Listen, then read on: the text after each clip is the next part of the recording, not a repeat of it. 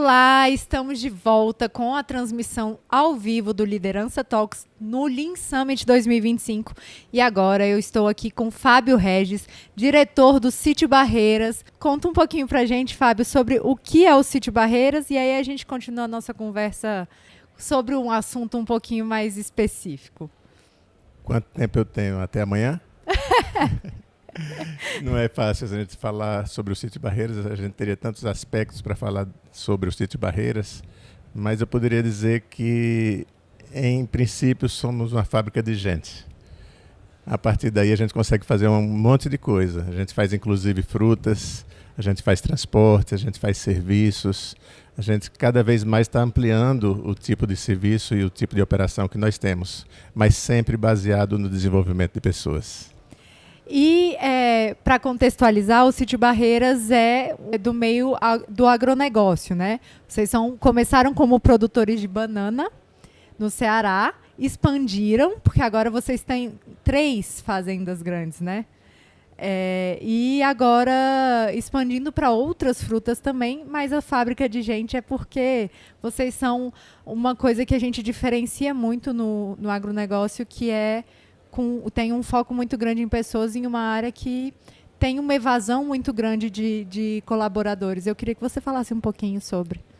Na realidade, a nossa origem é a agricultura. Começamos, a minha família já era de produtores de frutas.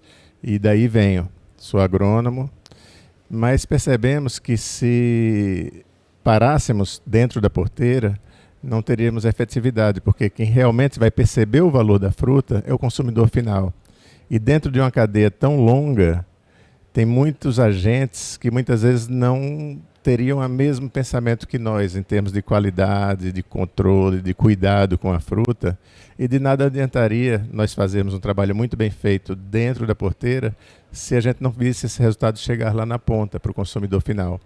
E aí, devagarzinho, fomos avançando, fomos trabalhando também na logística, no transporte, porque é um organismo vivo, a fruta é um organismo vivo, não é uma coisa, não é uma máquina, não é um produto que não tem vida. Então a gente tem que cuidar muito para não machucar, para cuidar de temperatura, de embalagem. E também, quando chega lá no supermercado, ela também tem que ser muito bem exposta. E dentro de uma cadeia tão longa, tradicionalmente, o Brasil não fazia isso bem. E foi aí que a gente percebeu que teríamos que avançar. Era até uma discussão interna dentro da minha família. Não deveríamos fazer aquilo que nós não temos tradição. Deveríamos ser só agricultores. A gente poderia ter ampliado muito a nossa base agrícola e não ter avançado na cadeia. Mas meu posicionamento na época é dizer, não, precisamos fazer a cadeia inteira. Porque se o consumidor final não perceber isso, nada valerá. Então foi onde a gente realmente começou a aprender a fazer coisas que não eram tradicionais da nossa família, mas sempre com o mesmo pensamento, com bases técnicas, claro que a base técnica de uma logística é diferente de uma agricultura, mas sempre trazendo muito próximo as pessoas que estão conosco, elas realmente entendendo, dominando e tendo autonomia de todos os processos que acontecem, independente de que setor que nós estivéssemos atuando. Eu tive a oportunidade de visitar a sede primária de vocês, né? Lá em Juazeiro do Norte, no Ceará. E é incrível ver como vocês têm um sistema tecnológico, mas um sistema humano que é muito engajado e muito conectado. Você consegue contar um pouquinho sobre a parte tecnológica e como vocês trabalham isso e trazem isso para o organismo vivo que é o produto de vocês, a fruta? A parte tecnológica do nosso sistema de gestão, ela se baseia simplesmente de atender a demandas humanas. Então, quando você tem um processo que ele não acontece com a base tecnológica, um processo mais tradicional, em papel, ou mesmo em computadores fixos, de um modo geral, esses processos são controlados por chefes. E isso é uma concentração de poder. E um dos princípios do nosso sistema é tirar poder de gestores. Então, aonde é que entra a tecnologia? Toda a coleta de informação se dá aonde acontece, pela própria pessoa que está fazendo. E toda a disponibilização de resultado também vai direto para quem interessa. Então, todas as pessoas que estão trabalhando não precisam, não dependem de chefes, de gestores. E isso é humano. Tem uma base tecnológica, mas o efeito é humano.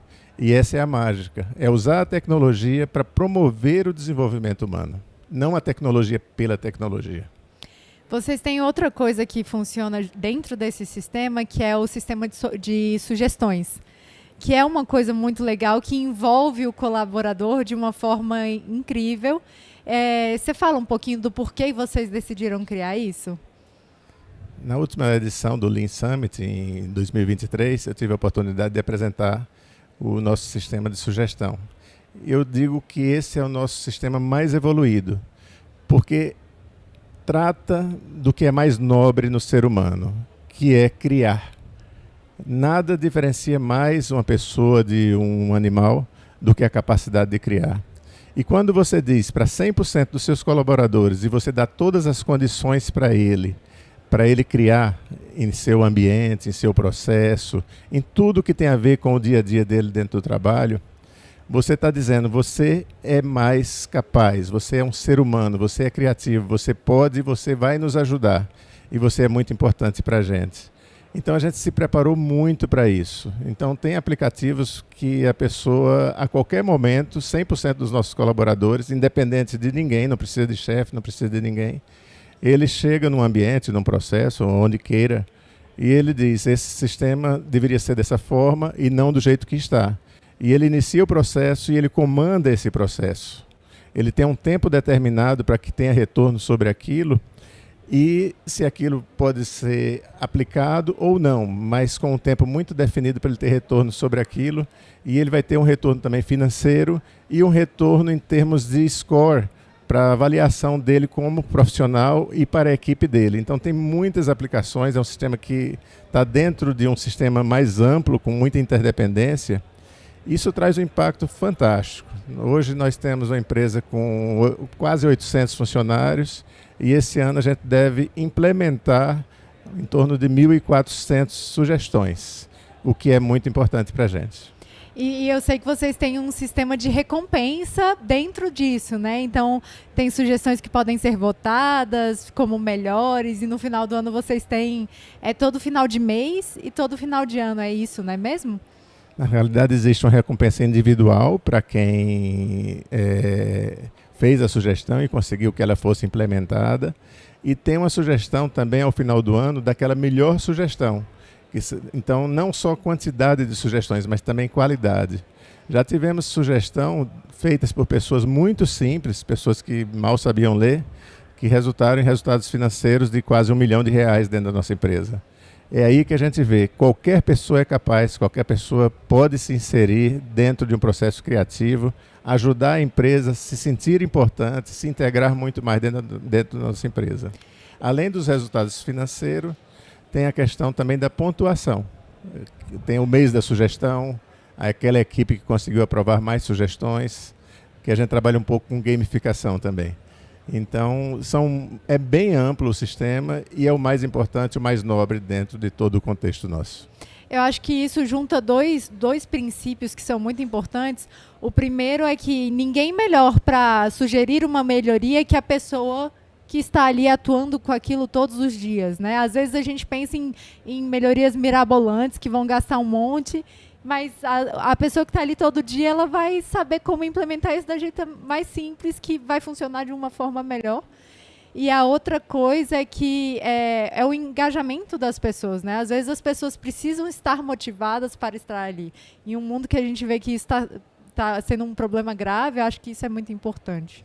Nós até dizemos que o nosso sistema de sugestão, ele até é um sistema de melhoria de processos, mas em primeiro plano ele é um sistema de engajamento. Porque quando você diz para 100% dos seus colaboradores e permite isso e propicia, cria um sistema para que isso aconteça, e diz, você pode, você é criativo, você é uma pessoa importante para a gente, isso você não tem nenhuma dúvida que isso engaja, isso integra, isso torna a pessoa muito mais forte dentro de um corpo grande que é a empresa. Você não tem mais, a partir daí, pessoas isoladas. As pessoas realmente elas se alinham e se juntam para cumprir a missão da empresa. Perfeito, Fábio. E aí você mencionou que você esteve em 2023, agora em 2025 você está mais uma vez apresentando, daqui a pouquinho, inclusive. O que mudou? O que você está vendo de diferente aqui no Lean Summit? E por que você acha que é importante participar?